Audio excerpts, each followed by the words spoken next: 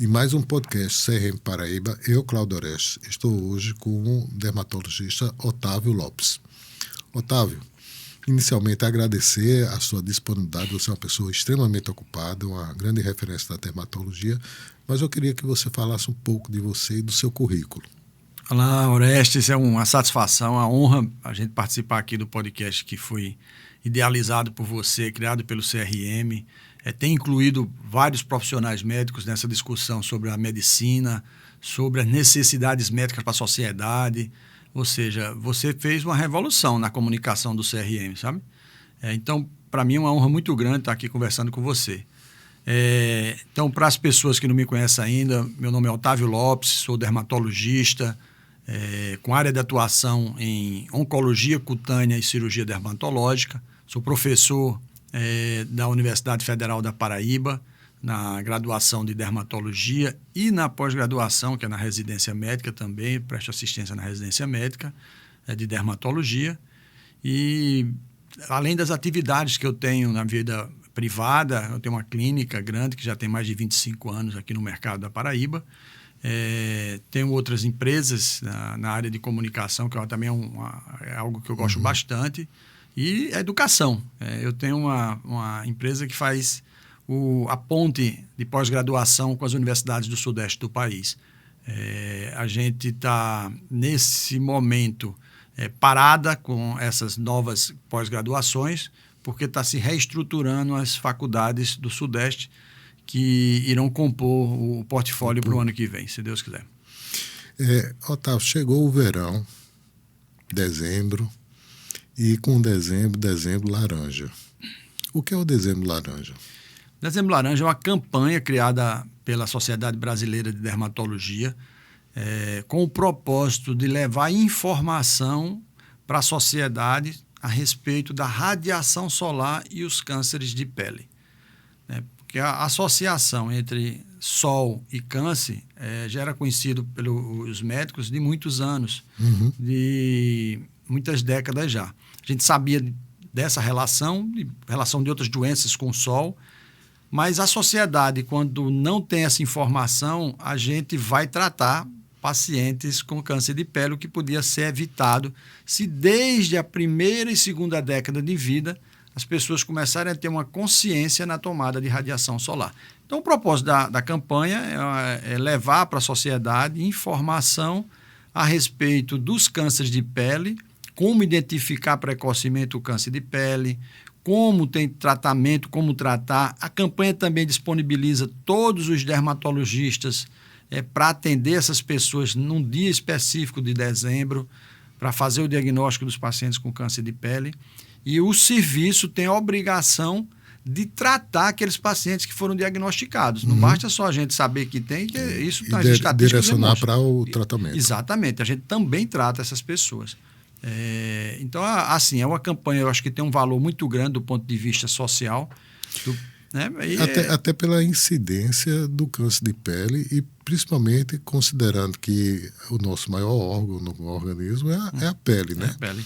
E a gente troca de pele ao longo da vida constantemente. Com certeza, porque existe uma renovação continuada, né, da pele da gente. E essa renovação, quando é atingida por uma radiação, ela pode promover alteração da célula e levar ao câncer. O câncer de pele é o mais comum de todos os cânceres. É o mais comum entre os seres humanos. Ou seja, você quer dizer que está na flor da pele. Está na flor da pele. E, assim, quem tiver... quanto mais você viver, maior a chance de você ter um câncer de pele. Sim. Seja uma pessoa de pele escura ou pele branca demais. Quanto mais branca, mais risco, né? E tem um fator que você colocou muito bem, que é cumulativo, né?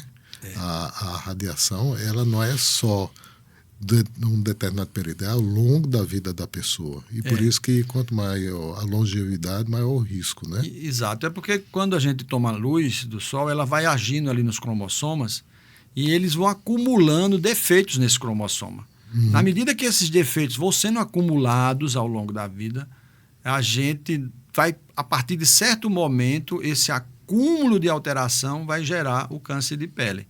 É isso que a população tem que entender. Então, quando eu tomo muito sol, mesmo na infância, mesmo muito sol nas 2 primeiras décadas de vida, isso vai se repercutir depois dos 40 anos. Não é de imediato. Não é de imediato. Tá? Então, Embora que a gente tenha também doenças que só acontecem de forma aguda. Mas isso é importante alertar a população que acha que a gente tem uma sociedade que está vendo muito o aqui e agora. Eu não quero saber depois. Eu quero curtir agora o sol. E esse curtir ao sol tem que ter essa consciência que as lesões não vão ser de imediato.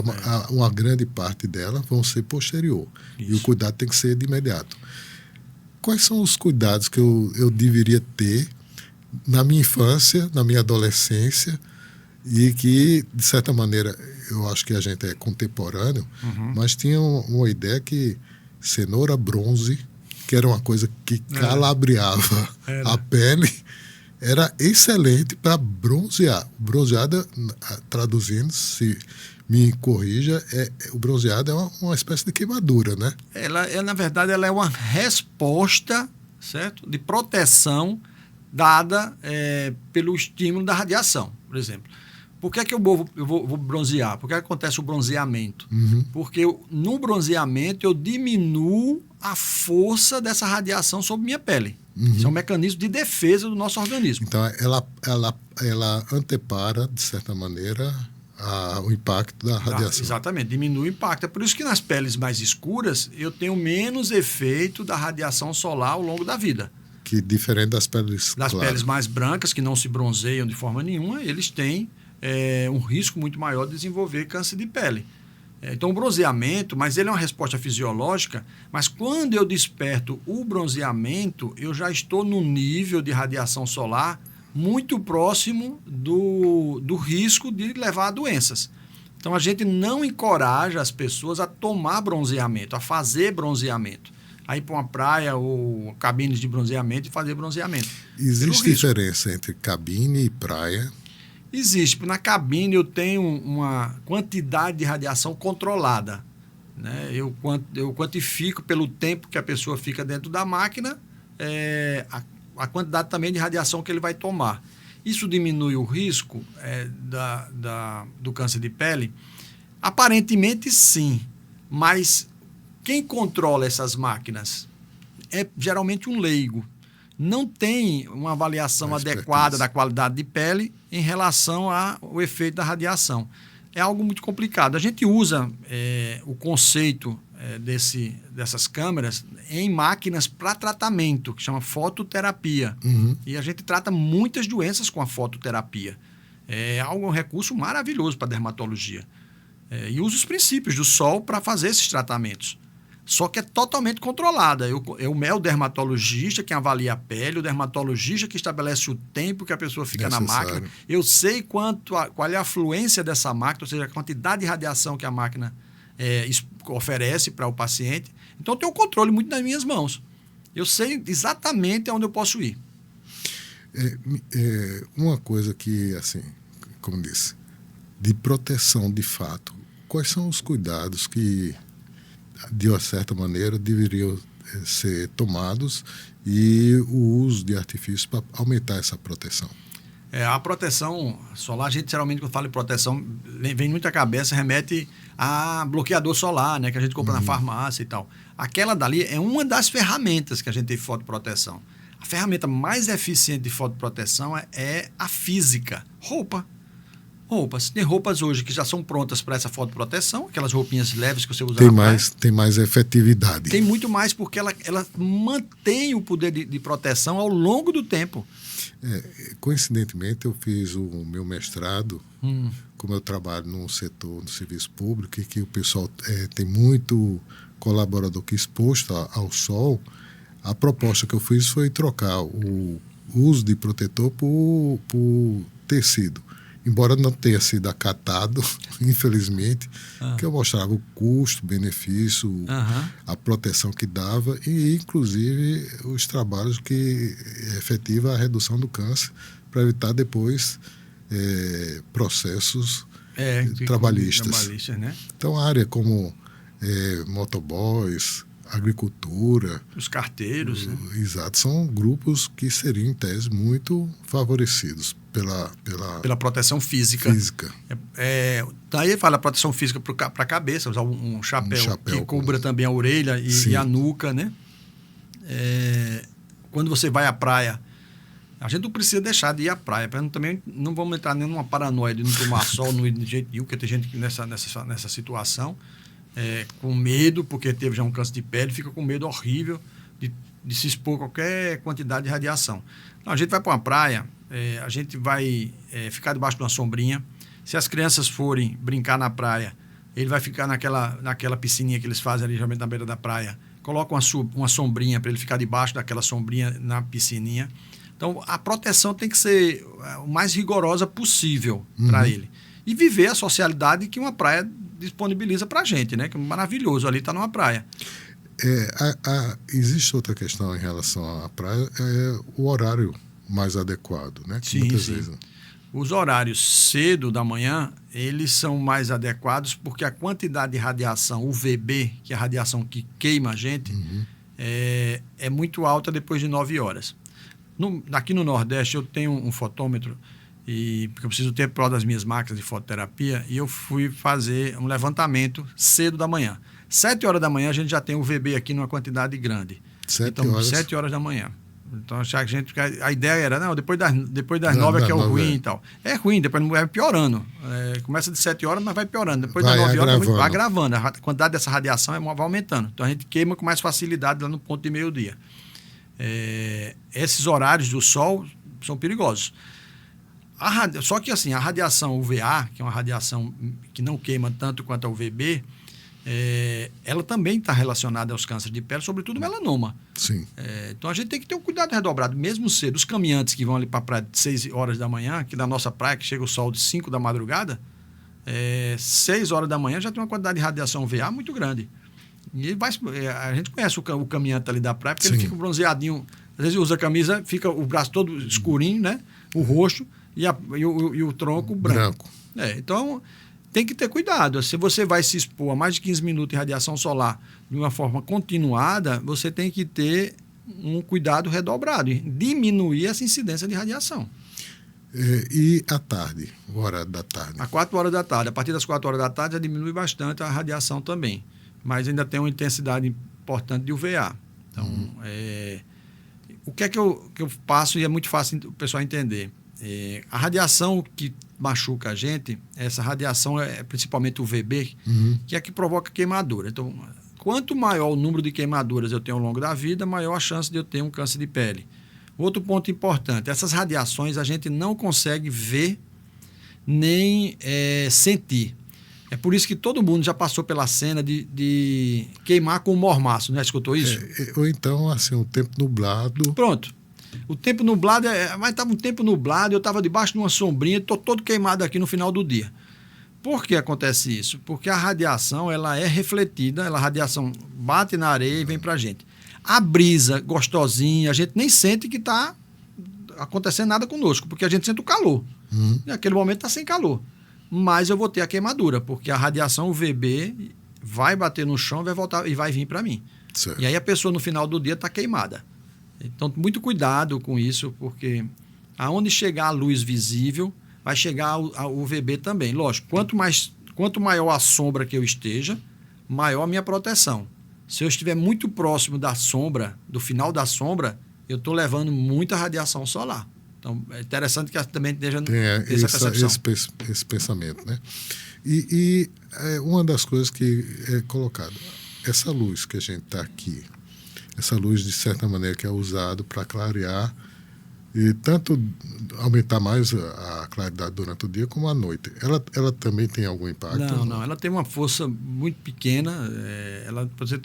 Eu tenho nos fotômetros, ela nem é registrada. Em cima dela, ela não tem registro de Então não precisa importante. A pessoa ficar passando por protetor solar. Não, de jeito nenhum. Dentro de casa, essas paranoias de casa, não. Por isso que os filtros solares, os bloqueadores solares, eles vêm com outros princípios, né? Ele vem com hidratação, vem com antioxidação, para que valha, de certa forma, a proteção em casa. Não pela proteção da radiação em si, mas pelo fato de eu estar hidratando, pelo fato de eu estar antioxidando minha pele, de eu trazer produtos que também promovam o rejuvenescimento, aí vale, entendeu? Mas pela proteção por conta da luz de casa, de jeito nenhum, não há necessidade não. A dermatologia ela vem sofrendo um avanço muito grande. É uma área muito procurada, né, por quem está concluindo o curso, porque mostra uma perspectiva de qualidade de vida que não precisa dar plantão e, ao mesmo tempo, uma procura muito grande, porque a gente vive numa sociedade que preza muito pela questão estética. E a gente vê, assim, propagandas que são disseminadas, principalmente nas redes sociais, que assustam. É mesmo. E a gente tem a parte dos profissionais dermatologistas e a gente tem outros profissionais não médicos que também se aventuram nessa área da dermatologia. Como é que você vê essa questão? Olha, parte dos novos tempos, sabe? Que a gente tem que enfrentar. Eu digo muito nos meus grupos de dermatologistas. Isso é uma realidade que está aí posta para a gente. Não adianta estar acusando A ou B de estar fazendo isso ou aquilo. A gente compreender como é que está, o que está acontecendo. Sabe-se sim que do ponto de vista técnico os dermatologistas estão há muitos anos à frente desses outros profissionais que fazem a mesma atividade. A gente tem um conhecimento, você tem ideia, Orestes, a dermatologia brasileira hoje é uma das melhores do mundo. Se equiparando ali a norte-americana. Os médicos brasileiros se sobressaem no mundo inteiro. A dermatologia e nas outras especialidades é a mesma coisa. Vai na cardiologia, cirurgia plástica, a dermatologia, a medicina no país da gente é muito... tem disso também. Médicos extremamente gabaritados. Agora, qual a preocupação? Acho que a preocupação, inclusive, do CRM, né? Os outros profissionais que estão avançando no que é prerrogativa do médico. Eu acho que essa é a maior preocupação. Por quê? Porque coloca em risco a saúde da sociedade. Quando você tem uma pessoa desqualificada ou sem formação adequada para atender o que deveria, né? Não é prerrogativa dele fazer determinada atividade, ele vai fazer, aventurar-se naquilo, ele vai passar por uma curva de aprendizado que vai machucar muita gente. E tem a questão da capacitação, da especialização e tem da residência, que é o padrão ouro, né? E a questão do RQE também para o próprio médico, a diferença. Eu acho que a sociedade... nós fizemos uma vez uma publicidade sobre a importância da sociedade pesquisar se o médico tem RQE. Se o dermatologista tem o QRE da dermatologia. Da né? dermatologia. Porque quando o Conselho de Medicina dá esse número para você, que é o registro de qualificação de especialidade, esse número está certificando de que aquele colega concluiu todas as etapas necessárias para ele se intitular o especialista na área. O dermatologista são 6 anos de medicina, 3 anos de residência médica, no mínimo, tá? Ou a prova de título na sociedade de especialidade. Aí o Conselho de Medicina reconhece também isso e dá o veredito de que aquela pessoa, aquele médico, é capacitado naquilo que ele está dizendo que é. Se alguém na população quer, de fato, avaliar um profissional, ele deve pesquisar. Eu acho que a pesquisa mínima seria ver se ele tem RQE. Né? Se não tiver RQE, você fica sempre numa dúvida importante. Os médicos mais antigos, um pouco diferentes, também são poucos hoje os que não têm RQE, que têm especialidade no RQE. Eu acho que a procura tem que ser essa, perguntar ao médico, ou saber disso, qual é o teu RQE? Né? Se você está se intitulando especialista, tem que colocar para a gente a tua certificação de especialista. E tem outra coisa, o barato sai caro. É verdade. Às vezes, e tem também um apelo muito, que eu digo, mercadológico, então, da mídia, em utilizar de forma até, assim, milagrosa, resultados que de uma hora para outra pode ser perigosos. Por isso que é necessário também avaliar, sob o ponto de vista ético, os limites do que pode ser feito em determinadas situações para o paciente e conscientizá-lo que a medicina tem limitações. Pois é, aí eu passo até um adendo para as pessoas. A gente viu recentemente, este ano ainda, a Anvisa proibiu o uso do fenol, né? Você viu isso? Vi. É porque um leigo, né, uma pessoa Usou. sem nenhuma formação na área de saúde, utilizou um produto da área de saúde específica do dermatologista. Você não vai ver nenhum outro médico, porque ele tem consciência dos riscos, de usar o que ele não conhece. Eu jamais usaria um produto da oncologia, né, se eu não tenho habilidade para usar aquele. Você não vai usar, né? Exato. A gente é médico, até podia usar, mas não vou usar. Então a gente não faz isso. Aí uma pessoa não leiga, aliás, leiga, né, totalmente da medicina, usa um produto de natureza específica dos dermatologistas, que tem experiência de dermatologista, a gente usa isso há mais de 50 anos. É algo extremamente seguro na mão habilidosa. Com a pessoa que sabe. Uma pessoa que sabe fazer. Mas você tem que entregar um carro a quem não sabe dirigir. Vai fazer uma bobagem. Aí você vai proibir o uso dos carros? Foi o que aconteceu no país. Proibiu o uso dos carros em função de um motorista que não tinha carteira. Quer dizer, não é assim.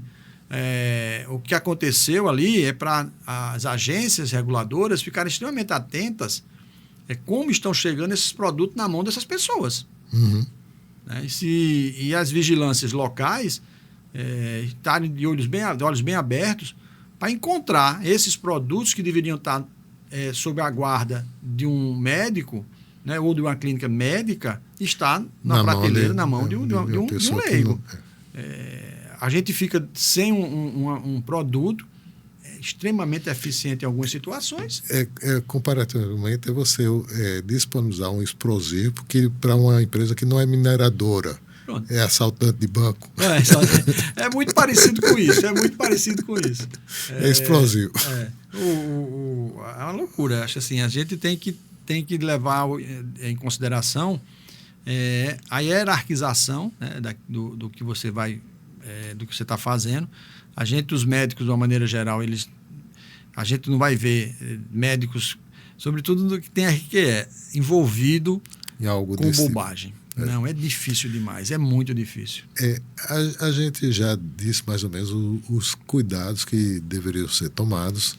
Agora, quais são os sinais que a pele pode dar que tem alguma coisa que não está dentro da normalidade do padrão? O que é que a pessoa deve, quando e como a pessoa deve procurar um especialista na área? A pele é um sinal. A pele pode ser o sinal. As alterações cutâneas podem ser sinal importante de doenças internas de toda a ordem, Oreste. A pele da gente pode denunciar doenças psiquiátricas, doenças pulmonares, doenças cardíacas, pode denunciar doença hepática, intestinal, urológica. Então, o dermatologista que tem o conhecimento na sua formação adequada, ele está habilitado para tudo isso. Embora, assim, mais na frente a gente possa fazer a opção de dentro da área da dermatologia, que é extensa, se dedicar muito a uma área só.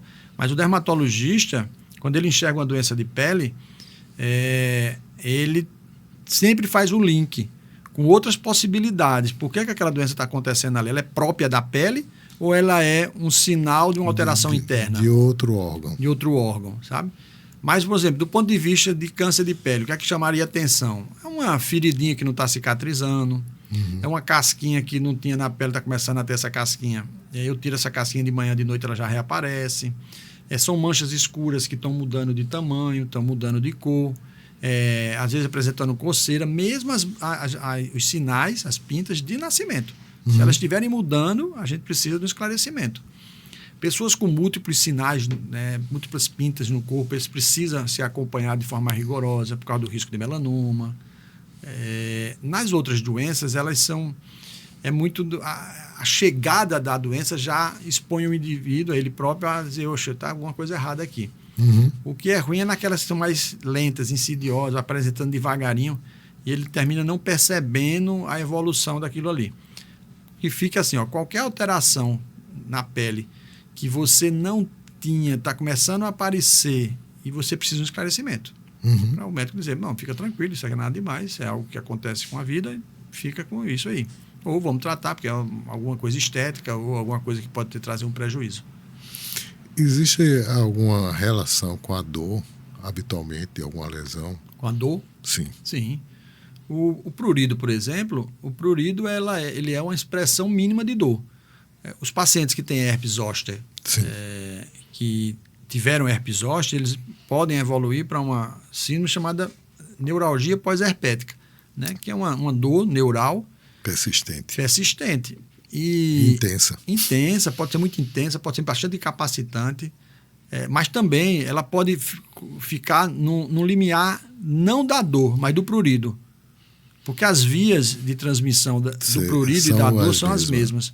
A gente tem, nos últimos 10 anos ou 15 anos, a gente tem estudado muito o prurido e descoberto os mecanismos causadores do prurido. Porque quando a gente se formou, falava em prurido, a gente sempre achava que o prurido fosse secundário à histamina, né? Exato. Aí já os antihistamínicos, era antipruriginoso que a gente usava, né? Mas não, eles têm mais, Orestes, são muitas as proteínas desencadeadoras do processo de prurido.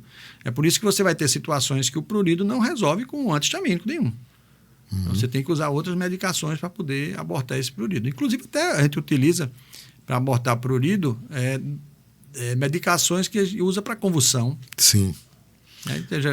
É uma medicação que tem ação neural, mas que serve para o prurido.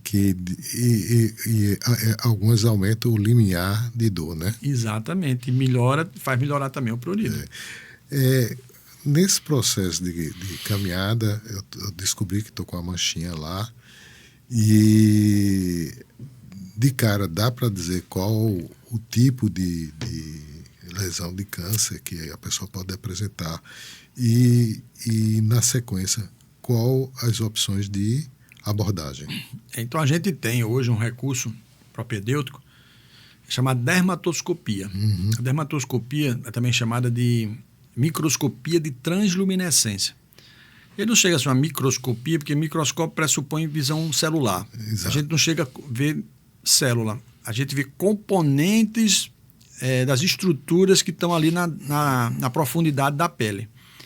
E a avaliação desses componentes, estruturas vasculares, estruturas pigmentares, que a gente observa as cores dessas estruturas, a gente remete a um diagnóstico. E está muito avançado, isso já está consolidado, já tem mais de 20 anos que a gente usa dermatoscopia, já avançou muito nas lentes, avançou muito nas ferramentas de captar essa imagem. E o trabalho de processar as imagens para dizer essa imagem aqui é compatível com isso, com aquilo. Então, o dermatoscopista, o dermatologista hoje, ele tem essa ferramenta igual ao cardiologista com seu estetoscópio.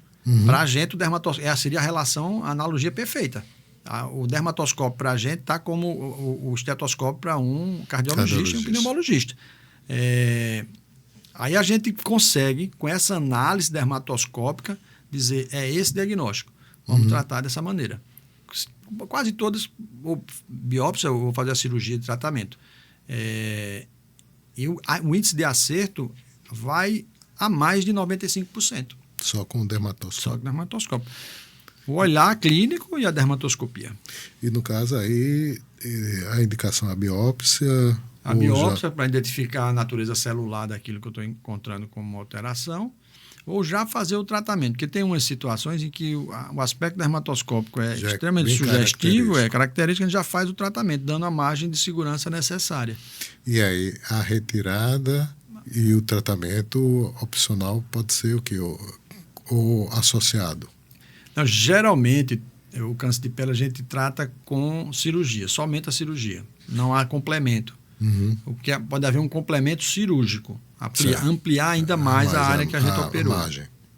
Pode acontecer em algumas situações de ter que fazer radioterapia complementar, a gente chama o adjuvante, né? A gente usa para reforçar a cura naquela área dali.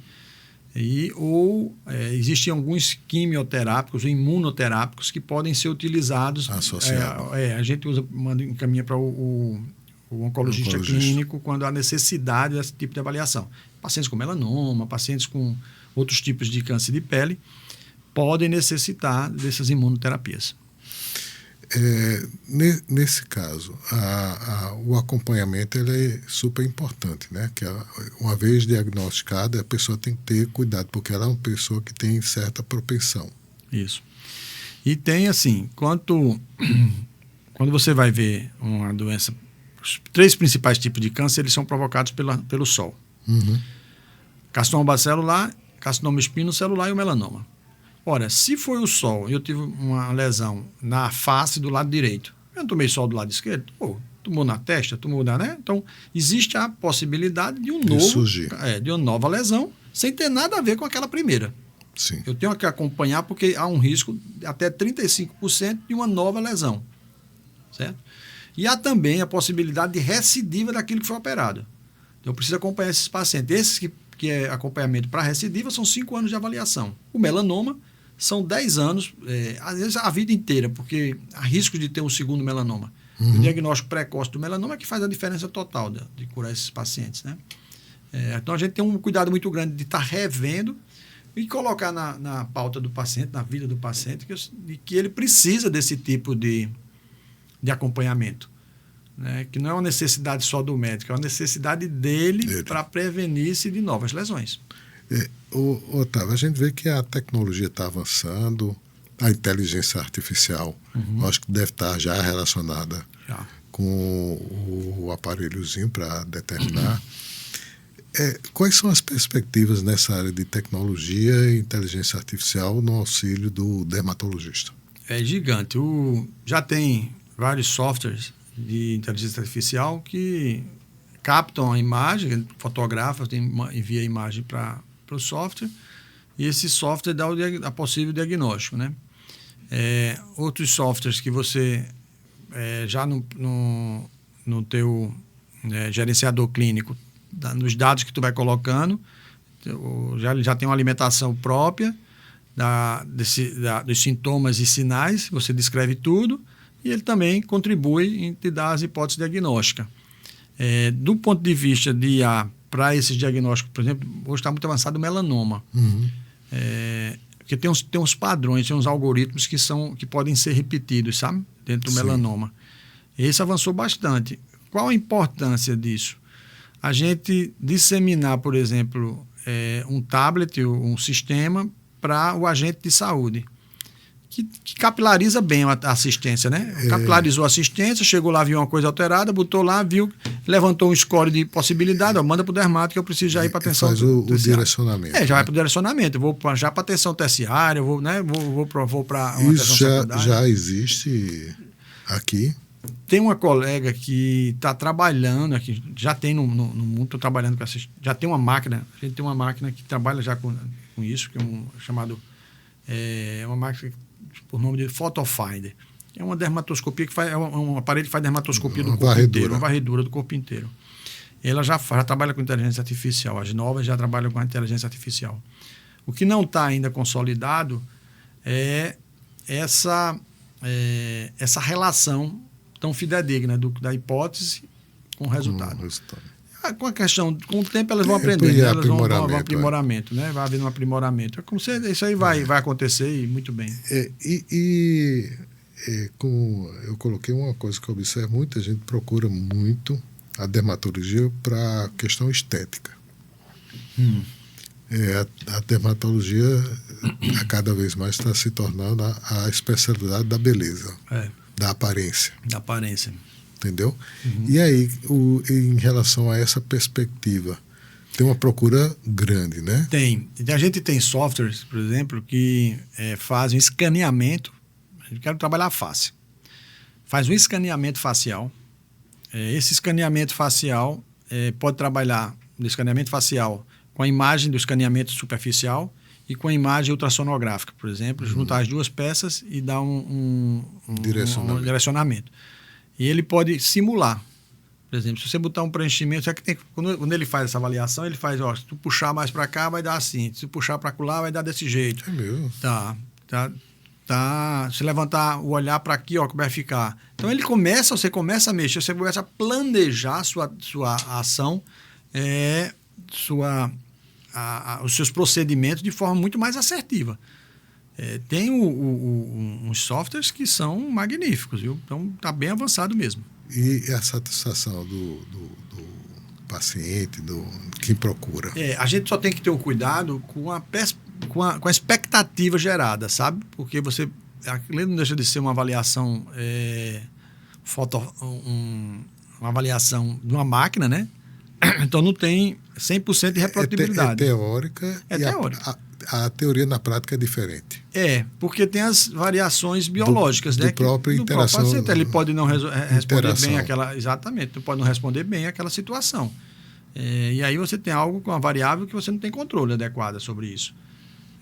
Mas assim. E essa parte é trabalhada também junto ao paciente, né? Sim, quando o paciente quebrar essa expectativa. E a gente quebrar ou trazer o indivíduo para uma expectativa real. Ó, isso aqui, a possibilidade da gente trabalhar você e deixar nessa situação daqui. Tá muito legal, sabe assim, porque também a gente não tinha nada para apresentar ao paciente. E eu acho que isso é legal. Legal do ponto de vista mesmo, legal para o paciente, você mostrar que as possibilidades. Por exemplo, você for fazer a parte. Hoje os dentistas fazem muito isso. Uhum. Eles fazem uma simulação de dente com tomografia e com scanner bucal, meu amigo, que é totalmente precisa. Quando ele vai abordar o indivíduo, o índice de erro dele é baixíssimo. Baixíssimo. Não é? Até no implante que ele vai colocar, ele sabe exatamente onde ele tem que ir. A gente está trabalhando muito com essa perspectiva também, sabe? Acho que a gente chegar no ideal. O médico trabalhar com a possibilidade de menor erro possível, com a melhor entrega para o paciente, dentro de uma expectativa real. E eu acho que o médico que faz a diferença entre os pacientes é aquele médico que está junto ao paciente, sabe? Uhum. Não é o dinheiro que vai fazer o procedimento, mas a necessidade de fazer o procedimento. Se não for isso, não dá. Porque a gente está vendo as pessoas aí deformadas. Infelizmente. Não é? Tem umas figuras que já estão tirando aí as coisas que colocaram. Do mesmo jeito que pode favorecer, do lado positivo, uma má abordagem por uma pessoa que não tem habilidade pode causar um dano extenso. Exatamente. Ou até o excesso, né? O excesso não era, se ele tivesse parado em determinada fase, para por aqui, tá legal, né? A analogia legal seria com o implante de mama, né? Qual é o melhor implante? Né? A mulher diz, eu quero um implante grande, eu quero uma mama grande. O cirurgião plástico, peraí, vamos ver aqui o que é que vai dar melhor. Tem os simuladores de mama para eles fazem a simulação, olha como é que vai a tua mama agora. Aí elas, puxa, que legal. Quer dizer, aí, se está lindo, se está bem, legal, para por ali. Né? Ele não vai estar aumentando isso só porque a pessoa está pedindo para aumentar essa prótese dela, né? Tem que trazer uma real. A gente está vendo que, como eu falei, uma grande procura na área de dermatologia, né? O que você recomenda como professor, inclusive, para aqueles alunos ou para aqueles profissionais que já são médicos trilhar um bom caminho na dermatologia? O primeiro ponto é muito estudo. Acho que para toda escolha que se fizer em medicina, estudar bastante, amar o que vai fazer. Eu digo a meus alunos que o primeiro ponto na graduação que eles têm que amar a medicina. Tudo que vai fazer em medicina, gostar bastante. Vai ter uma outra disciplina que a pessoa não vai gostar tanto, mas vai ser a exceção. Não pode ser uma regra. Eu não gostar de nada, só estar disposto a fazer uma única coisa, né? Quando você está bem, você está disposto a fazer da medicina a sua arte de servir as pessoas, e estuda muito para isso, luta muito para isso, esse é o caminho. A gente fazer o caminho de formação. Uhum. Eu fiz meu curso, eu vou fazer minha residência médica, meus estágios, ou a especialização, né, necessária, e as provas de título, vou estar regular dentro do meu conselho, com minha certificação de especialidade, e não parar nunca de estudar. A gente está sempre fazendo cursos de capacitação. Os que já estão na vida profissional de assistência, os dermatologistas já se formaram, tem uma área de atuação muito, muito grande, o dermatologista. Desde a assistência até o ensino. E o ensino não é só acadêmico, não. É o ensino também dentro da universidade, não. É tu transformar o teu conhecimento no ensino online, no ensino universal. Isso é uma pegada... Multiplicar, né? Multiplicar, sabe? Eu acho que... E tem muita gente querendo isso, porque, ora, quem não quer um conhecimento de um Oreste que tem 30 anos de pediatria? Passou né? Tem muito o que dizer. Um agente dermatologista de muitos anos tem muito a falar na sua experiência pessoal. E as pessoas querem isso, sentir essa energia, sabe? Infelizmente, Otávio, a gente tem um tempo limitado, mas eu gostaria que você deixasse uma mensagem para a população de uma maneira geral, para que elas tivessem uma percepção com relação àqueles principais tópicos que a gente tocou aqui, passasse essa mensagem para o pessoal aí. Eu acho que a mensagem principal que fica aqui é assim, tudo que a gente fizer, a gente tem que ter moderação, tudo me é permitido, mas nem tudo me convém. Isso é um ditado bíblico que vale para a vida de qualquer pessoa. Então, quando eu vou tomar radiação solar, eu tenho que ter os cuidados do excesso de radiação solar, usar a roupa adequada, debaixo de uma sombrinha, fazer isso com os filhos da gente, patrulhar isso com os filhos, sem paranoia, mas com um conhecimento necessário para a gente evitar futuros danos. Para os colegas médicos, dermatologistas, ajam com melhor da sua formação para servir as pessoas. O propósito é a gente servir bem aquelas pessoas. Esse é o recado dos colegas dermatologistas. A sociedade, de uma maneira geral, que procura um médico dermatologista, que procura um especialista, certifiquem de que esses especialistas realmente são especialistas, estão na sua formação adequada. Isso é muito importante. Isso não é o passaporte definitivo para encontrar o melhor profissional, mas é o começo para você conseguir encontrar algo que possa satisfazer a sua necessidade de saúde. Então, muito cuidado também com as escolhas que faz. Tá? Não é criticando aqui nenhum outro profissional, mas o importante é que a gente tenha a capacitação necessária para atuar de forma decente para servir as pessoas. Perfeito. Só tenho a agradecer a sua disponibilidade. Em nome do CRM, eu reconheço assim, a sua capacidade de propagar a medicina de forma ética, e a gente deixa sempre disponível esse canal de comunicação para quando você quiser utilizá-lo. Tá bom? Eu que agradeço, meu amigo. Ok.